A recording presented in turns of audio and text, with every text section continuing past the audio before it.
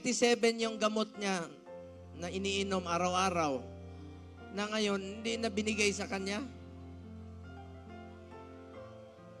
Yung nurse niya pinauwi, walang nag-aalaga sa kanya. Pagdasal natin ang kanyang kalayaan po. Kung kaya niyo siyang dalahin sa ibang bansa, alam kong kaya niyo rin siyang ibalik dito. Nangungulila po ang Pilipino. Kay Balukon, lisod kayo ni muratag na wadan o gamahan. Si Kitty, nastorya na ako itong isa kaadlaw. Kay Balukon ba kayo sa iyang gitubag sa ako?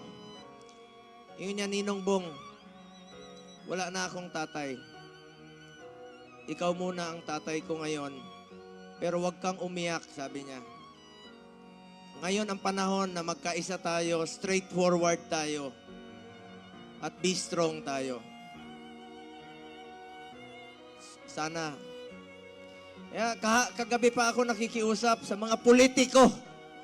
Sa mga politikong minahal kayo ni Tatay Digong, pinansin kayo ni Tatay Digong. Sana naman po, huwag niyong kalimutan si Tatay Digong.